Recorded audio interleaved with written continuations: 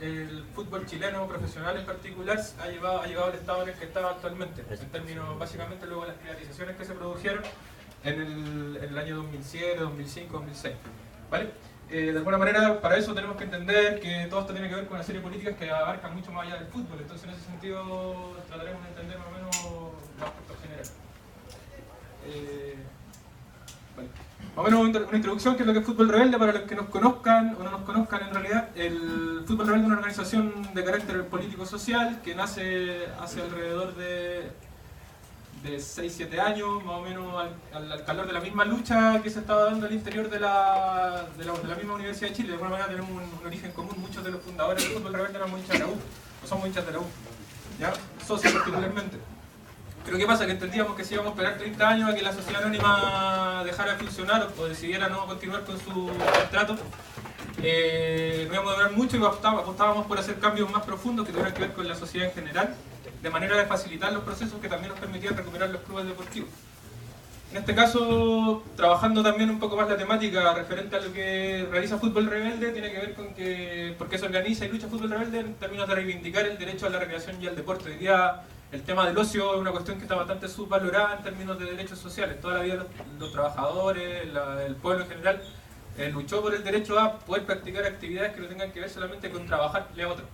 Entonces, en ese sentido, nosotros reivindicamos esta necesidad, y el deporte y la recreación son unas maneras, como también lo puede ser el arte o alguna otra actividad del ser humano, cultural. En ese sentido, también entendemos el deporte como una actividad cultural, no como una actividad netamente física. El objetivo principal nuestro es, en términos más estratégicos, más de largo plazo, ser un aporte a la transformación política, social y económica del país.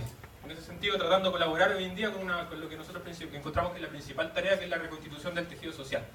Y hoy día, si nuestra gente no se organiza, no es capaz de construir sus propias organizaciones, es bien difícil que podamos transformar la sociedad. No van a pasar de ser pequeños espasmos de lucha, como lo que sucedieron hace un par de años atrás, que en el fondo son como reventones, pero que en el fondo terminan ahí y el sistema termina comiéndoselo nuevamente.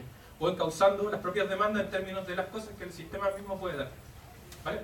Entonces, en ese sentido, nuestras herramientas son los instrumentos deportivos culturales.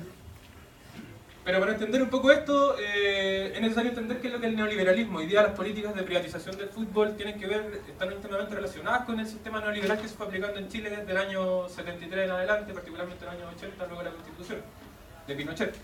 Ya, entonces, en ese sentido, tratando de entender en términos de las tres principales ejes del sistema económico, tenemos en el área del sistema neoliberal, tenemos el área económica, por ejemplo, políticas que apuntan a la liberalización total y la desregulación del mercado. Antaño era el Estado el que ponía o fijaba ciertos precios, que podían ser mínimos o máximos.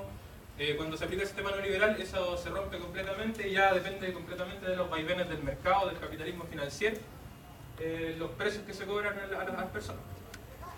Por otro lado, se rompe con el contrato social desarrollista, que es lo que el contrato social desarrollista era una especie como de acuerdo que se lograron entre los avances de la clase trabajadora y los mismos y de alguna manera las cosas que transaba la burguesía en su época, que era, por ejemplo, no sé, esto de las 8 horas, el derecho a la escolaridad, un montón de cosas que en algún momento se convirtieron en derechos sociales, como la vivienda. No sé, más de alguno de ustedes vivían en una vivienda que era de la Corby, o que nació en un barrio de la Corby, que eran viviendas en el fondo que tenían todo un contexto mucho más social, no solo hoy día las casas coperas que están pegadas a otras, sino que tienen la plaza en el centro, donde la gente se juntaba.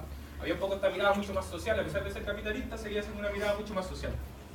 La educación, como muchos escuchaban en el año 2011, muchos de los que hoy día están privatizándola no la pagaban porque era gratuita, ¿ya? Entonces, en ese sentido, habían avances. La salud, dentro de lo poco que podía avanzarse, en el fondo también podíamos decir que apuntaba hacia que la gente en el fondo no dependiera si tenía dinero o no tenía dinero para poder atenderse de buena manera.